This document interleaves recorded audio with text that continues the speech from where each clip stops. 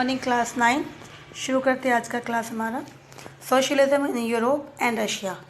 आज हमारा जो चैप्टर्स है एकदम एंड में आ गया है, तो लास्ट टॉपिक बचा है। आज हम लोग डिस्कस करेंगे जो अपने चैप्टर्स पढ़ा है उसी को रिकॉल्स करेंगे, मतलब फैक्टर्स एंड फीचर्स जो है हमने डिस्कस किया था चैप्टर्स का, वही ये last topic. So important facts क्या है सोशलिज्म रिलेटेड रशिया में। तो सबसे पहले एक social economical and political cases discuss करेंगे जो बिफोर 1905 में रिवॉल्यूशन से पहले, जैसे रशिया कैसे था, जो रिवॉल्यूशन हुआ था उससे पहले कैसे था।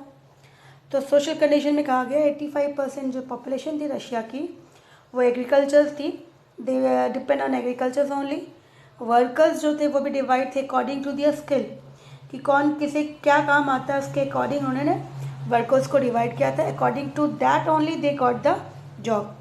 The peasants were highly religious and were divided into groups and the peasant those who are farming, जो पीजेंट्स है फार्मर्स हैं वो बहुत ज़्यादा धार्मिक है, रिलीजियस, बहुत ज़्यादा अपनी रिलीजियस को फॉलो करते हैं और उसी हिसाब से वो भी डिवाइड होते हैं कि कौन से रिलीजियस फॉलो करते हैं। Workers usually went on strike when they way disagreed with their employment, और जो वर्कर्स होते थे वो अगर उनकी जो एम्प्लॉयर जिसको वो एम्प्लॉय करते थे, उनके जो जहाँ वो जॉब करते थे, अगर उनके बीच में कुछ एग्रीमेंट डिसएग्रीमेंट हो जाती थी, कोई अनबन हो जाती थी, तो वो इजीली स्ट्राइक में चले जाते थे। तो ये जो है ये पीरियड कब की है, रिवॉल्यूशन से पहले की, दैट इज 1905। अब इकोनॉमिक कंडीशन कैसी थी उस समय। Russia was a major exporter of grain and agriculture was the main occupation. Agriculture की मेन ऑक्यूपेशन थी और वो ग्रेन एक्सपोर्ट करता था वर्ल्ड को। Industry was confined to some places, industry जो थी वो मेनली देखा गया कुछ जगह में थी, जैसे सेंट पीटर्सबर्ग एंड मॉस्को, वहाँ पे मेनली कोल एंड आयरन जो थे ये मेन इंडस्ट्रीज थी। फिर आता पॉलिटिकल कंडीशंस कैसा था, तो उस समय तो किंग था, जो किंग रूल कर रहा था। तो रशिया वॉज ए ऑटोक्रेसी, मतलब he was ruled by a single person, control the power was controlled by the tsar Nicholas जो थे वो कंट्रोल कर रहे थे। Was not subjected to parliament, parliament थी लेकिन वो पार्लियामेंट को जवाब नहीं देते क्योंकि it was been only control by tsar की अथॉरिटी चल रही थी, सार ही कंट्रोल कर रहा था। Socialists were active and they formed the Socialist Revolution Party in 1900. तो सोशलिस्ट पार्टी जो सोशलिज्म जो थी वो एक्टिव थी, लोग उस समय ये चीज़ें आ गई थी कि सोशलिज्म जो है क्या है, कैसे काम करना सोसाइटी में, हमें रिसोर्सेज को बांट के रखना चाहिए। तो सोशलिस्ट थे ऑलरेडी वहाँ पे एक्टिव थी और उन्हें अपनी पार्टी फॉर्म कर ली थी 1900 में। Social democratic and social revolutionaries had different view regarding the problem of peace. अब यहाँ पे दो पार्टीज थी, दो ग्रुप थे, एक तो सोशल डेमोक्रेटिक और सोशलिस्ट रिवोल्यूशनरीज की जो डेमोक्रेटिक थे कि वो चलेंगे अकॉर्डिंग टू द मेजोरिटी के हिसाब से चलेंगे, मेजोरिटी जो डिसाइड करेगी उसके हिसाब से करेंगे। और सोशलिस्ट रिवोल्यूशनरीज जो थे उनका जो होता है काम, वो इंस्टेंटली काम करना चाहते हैं,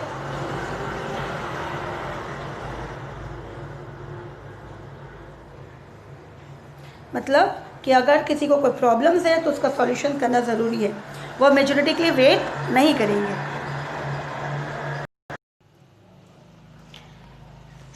इसी तरह से social democratic and social revolutionary के दोनों की व्यू जो थी वो अलग थी प्रॉब्लम को सॉल्व करने की। फिर हम नेक्स्ट मूव में करते हैं differences between working populations of Russia and other countries in Europe. तो जो वर्किंग पॉपुलेशन थी रशिया के अंदर और बाकी देशों में, उनके बीच में क्या डिफरेंसेस थी। तो वर्किंग पॉपुलेशन रशिया जो था was largely associated with agriculture sectors, कि 80% जो थे, हमने देखा भी कि 80% peoples are engage in agriculture sectors, 85%। While in other European countries में ये प्रोपोर्शन अलग था, वहाँ पे 40 to 50% जो है वो थे जो पॉपुलेशन इंगेज थे एग्रीकल्चर में। तो रशिया में 85% इंगेज है एग्रीकल्चर के अंदर, तो वहीं पे अगर फ्रांस और जर्मनी में देखेंगे तो 40 से 45%, 40 से 50% जो है। The Russian peasant pool their land together periodically and their consumes a commune means product, जो प्रोडक्शन हो रही है divided it's according to the needs of the individual families. Russia में लोगों ने क्या किया था, फार्मर्स ने अपनी अपनी लैंड को कलेक्टिवली ज्वाइन कर दिया था। ज्वाइन करने के बाद क्या किया, द प्रोडक्शन, उन्होंने इनमें फार्मिंग करने के बाद जो प्रोडक्ट हुआ, उस प्रोडक्ट को उन्होंने डिवाइड किया according to the family members. कितने फैमिली मेंबर्स हैं, उसकी नीड्स कितनी है, इसके अकॉर्डिंग उन्होंने डिवाइड कर दी। जैसे किसी के पास 2 मेंबर्स है तो that person will required small amount of grains, और किसी के पास 5 है तो उसको ज़्यादा चाहिए होगा, तो इसी तरह से उन्होंने डिवाइड कर दी। While this system was not present in other European countries, लेकिन ये सिस्टम बाकी यूरोपियन कंट्रीज़ में फॉलो नहीं थी। तो इसी तरह से वर्किंग पॉपुलेशन जो थी रशिया की और बाकी यूरोप की कंट्रीज़ के अंदर दोनों ही डिफरेंट में थी। Now reasons behind why the सार दैट वाज स्टालिन्स ऑटोक्रेसी कोलैप्स। जो किंग था, मोनार्क जो था सार निकोलस, उसकी ऑटोक्रेसी जो थी, जो वो राज्य था, वो कैसे ख़त्म हो गया। Starting of the first world war सार डिसीजन जो थी विदाउट कंसल्टिंग, उन्होंने एक गलती कर दी थी कि उन्होंने स्टार्टिंग जो फर्स्ट वर्ल्ड हुआ तो स्टार्टिंग में वो रशिया जीत रहा था, उसके बाद उन्होंने सार ने क्या किया, पार्लियामेंट से डिस्कस करना बंद कर दिया, उन्होंने खुद डिसीजन लेना शुरू कर दिया।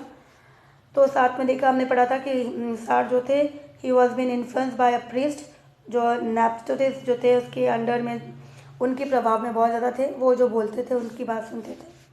तो अकॉर्डिंग टू दैट उन्होंने ड्यूमा मतलब पार्लियामेंट की बात मानना छोड़ दिया और अपने डिसीजन लेने लगा, जिसके कारण रिलेशन जो था पॉलिटिकल पार्टीज़ और सार के बीच में ख़राब हो गई।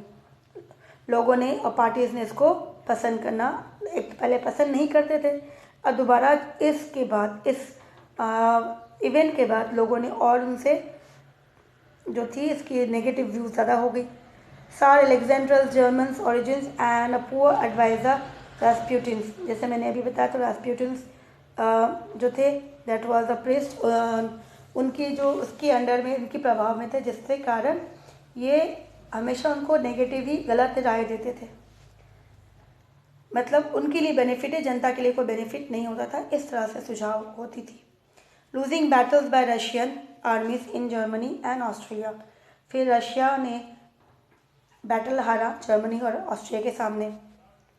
लोगों ने फिर ब्लेम कर दिया सार को कि कारण इसी के कारण हुआ ये। फिर वाइल रिटर्निंग आफ्टर डिफीट, जब वो हार के वापस आ रहे थे, उसके सोल्जर्स, रशियन सोल्जर्स ने क्या किया, डिस्ट्रॉय कर दिया क्रॉप्स को, फूड जो स्टोर थे उससे ख़राब कर दिया, ताकि उनको लगा कि जो भी सोल्जर्स एनिमीज अगर यहाँ आएंगे तो उनको खाना मिल जाएगा, तो इसलिए उन्होंने ख़राब कर दिया, सब कुछ डिस्ट्रॉय कर दिया। लेकिन ये नहीं सोचा the people of their own country, the farmers, what they are going to have. तो इसी तरह से कंडीशन जो था वहाँ के खुद के लोगों के लिए बहुत ज़्यादा प्रॉब्लमेटिक हो गया, देयर ओन नेटिव पीपल जो थे। इसके लिए रीजंस रिस्पॉन्सिबल किसको किया, लोगों ने सार को ही किया कि ये अनवांटेड वॉर वो नहीं चाहते थे, फिर भी इसके कारण हुआ और रिजल्ट कि लोगों के पास खाने के लिए कुछ नहीं है। इंडस्ट्रियल सेक्टर्स जो थे वो भी बहुत ज़्यादा अफेक्ट हुई थी, जिस तरह से वर्कर्स जो थे उनको, क्योंकि वॉर के समय में इंडस्ट्री वॉज शट डाउन, और फिर बाहर से जो सप्लाई आती थी रॉ मटेरियल वो भी बंद थी क्योंकि वॉर चल रहा था। तो इसी तरह से इंडस्ट्रियल वर्कर्स को भी, उनको भी जॉब से निकालना पड़ा। Finally the military commanders of Russia जो थे उन्होंने एडवाइस किया सार को कि वो रिज़ाइन कर दे, क्राउन छोड़ दे, और इसके बाद उन्होंने मिलिट्रीज एंड वर्कर्स ने मिलके सोवियत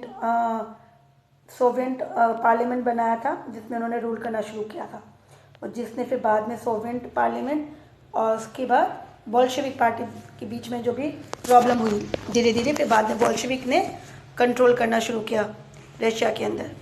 अब यहाँ पे मेन इवेंट्स जो हुए थे रशिया के अंदर रिवॉल्यूशंस में, जो रिवॉल्यूशंस हुआ था उसमें मेन इवेंट्स क्या था, तो सबसे पहले रीजन था स्कैसिटी ऑफ फूड, फूड की कमी हो गई, और जो थोड़ा बहुत फूड्स थे उसकी प्राइसेस बहुत ज़्यादा हाई हो गई कम्युनिटीज़ की। फिर इवेंट कब हुआ? 22 फेब में फैक्ट्री क्लोज हो गई। 23 फेब में लोगों ने डेमोस्ट्रेट किया, धरना दिया वुमेंस एंड चिल्ड्रंस ने। 25 को गवर्नमेंट ने पार्लियामेंट को सस्पेंड किया। Political parties came in support of workers. तो उसके बाद पार्लियामेंट्स के जो मेंबर्स थे उन्होंने किसको सपोर्ट किया? वर्कर्स को सपोर्ट किया। 27 फेब में पुलिस हेडक्वार्टर्स वॉज रैंक्शंस, उसको मतलब जितने सारी थी नष्ट कर दिया सामान, जो चीज़ें था, तो इस तरह से लोगों ने पूरे डिस्ट्रॉय कर दी। और the government call out the Calvary, government ने दैट इज किंग ने अपनी सेना बुलाई, लेकिन सेना ने क्या किया? सोल्जर्स ने मना कर दिया कि वो फायर नहीं करेंगे इनके ऊपर, क्योंकि वो लोग जो थे वो बेकसूर थे। They was have no any other problem, only they are demanding foods and everything. तो सोल्जर्स ने उनको डिनाई कर दिया कि they are not going to fire upon this peoples. So the soldiers and workers, तो यहाँ पे सोल्जर्स और वर्कर्स ने मिल के they form the party Petrograd Soviet. ठीक है। उसके बाद 22 मार्च को क्या हुआ? 2 मार्च को जो डेलीगेशन थी सोवियन पेट्रागार्ड सोवियंस के, वो सार्क से मिले, मिलिट्री कमांडर्स मिले, और मिलिट्री कमांडर्स ने एडवाइस किया सर को कि वो अपनी क्राउन छोड़ दे, वो अपनी राजगद्दी छोड़ दे। तो इसी तरह से monarchy was end on 2 March 1917. France and Soviet and Duma leaders formed a provincial government to run the country. तो यहाँ पे देखा गया कि इसी तरह से यहाँ पे देखना बेटा एक बार कि hints monarchy ended on 2 March 1917 in France नहीं होगा, इन रशिया आएगा यहाँ पर।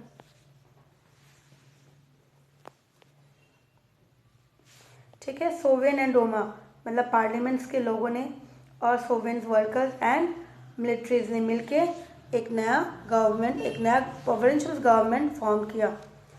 अब इसका इफेक्ट्स क्या हुआ? पेट्रागार्ड सोवियत सेट अब एवरीवेयर, हर स्टेट में इसने कंट्रोल ले लिया। स्टेट गवर्नमेंट प्रोविंशियल गवर्नमेंट बना लिया गया, formed a provincial government. Factory committees and trade unions form किया गया ताकि अपनी अपनी वर्कर्स की प्रॉब्लम को सॉल्व किया जाए। सोल्जर्स कमेटी बनाया गया, लैंड कमेटी बनाया गया ताकि प्रॉब्लम लोगों की सॉल्व की जाए, फील्ड रिलेटेड, लैंड से रिलेटेड भी। और द इम्पोर्टेंस ऑफ बोल्शेविक, इसी समय बोल्शेविक पार्टी भी ज़्यादा पावर में आ गई। अक्टूबर रिवोल्यूशन वो था, यहाँ पर रिवोल्यूशन एक बार फेब में हुआ था, फिर दूसरी बार हुई थी रिवोल्यूशंस। तो हमने फेब में रिवोल्यूशन जो हुआ उसमें साल को रिमूव किया। अब अक्टूबर में जो रिवोल्यूशन हुआ वो किस लिए हुआ? ये हुआ बीच में दो पार्टी के बीच में। किसके बीच में? बोल्शेविक और पेट्रागार्ड सोवियत, जिसने बनाया था, उन्होंने प्रोविंशियल गवर्नमेंट बनाया था। अब इनके बीच में प्रॉब्लम हुई थी, तो 16 में लेनिन जो था उन्होंने क्या किया? पेट्रागार्ड सोवियंस एंड बोल्शेविक पार्टी एग्री की कि वो गवर्नमेंट सीज करेंगे, सोशलिस्ट सीजर्स जो भी है उसको परस्यूट करेंगे। लेनिन परस्यूट किया पेट्रागार्ड्स और बोल्शेविक पार्टी को कि वो भी सोशलिस्ट जो है, सोशलिस्ट सीजर्स ऑफ पावर्स, कि हम लोग जो भी पावर्स किसी के अंडर में उसको सीज कर लेंगे। फिर 24 को क्या हुआ? Military seize buildings of 2 Bolshevik newspapers. Bolshevik newspapers जो थी, बिल्डिंग, गवर्नमेंट बिल्डिंग थी, उसको सीज कर दिया गया। फिर कॉन्फ्लिक्ट शुरू हो गई pro government troops and revolutionaries peoples के, गवर्नमेंट्स और रिवोल्यूशनरीज के पीपल्स के बीच में दिसंबर में, जहाँ पे बोल्शेविक सेट कैप्चर, जहाँ पे बोल्शेविक ने कैप्चर कर लिया मॉस्को और पेट्रागार्ड एरिया में। इफ़ेक्ट ये हुआ कि लोगों ने वहाँ पर जब बोल्शेविक आ गया तो बोल्शेविक ने कंट्रोल जब कर ली पूरी की पूरी, कैप्चर मोस्टली उस समय 24 अक्टूबर, तो उन्होंने जो भी ओल्ड टाइटल्स था उन्होंने सबको, सोशलिस्ट मीन्स इक्वल स्टेटस सबको मिलेगा, तो उन्होंने बैन कर दी जो टाइटल्स थी एरिस्टोक्रेसी को, पैसे वाले के पास वो कोई यूज़ नहीं करेंगे एज अ नोबलिस्ट इस करके। बोल्शेविक ने अपनी पार्टी का नाम चेंज किया, कम्युनिस्ट पार्टी रखा, Russian communist party. Industries and bank को नेशनलाइज किया गया, सबके पास गवर्नमेंट कंट्रोल करेगी। लैंड को उन्होंने क्या किया, सोशल प्रॉपर्टी बना दी और तब सभी के बीच में बांट दिया गया। Russian become one party, Russia एक पार्टी बना। और trade unions come under control, under party control, party control करेगी ट्रेड यूनियन, ट्रेड यूनियन अपनी मनमानी नहीं करेगी। उसके बाद मेन इवेंट्स जो थे फेब एंड अक्टूबर को मिला दिया गया। ये अभी हमने ऑलरेडी डिस्कस किया, वो सेम पेजेस आ गया है, कोई बात नहीं, सेम पेजेस है। तो हमारा जो चैप्टर्स है कंप्लीट हो गया, ठीक है, ये सेम पेजेस था, ओके। सो हमारा चैप्टर्स जो है कंप्लीट हो गया है। अब हम लोग जो है नेक्स्ट शुरू करेंगे, ये हमारी हो गई history, then we will move to geo, ठीक है। Go through the videos and then read the chapters, then only you will understand the chapter.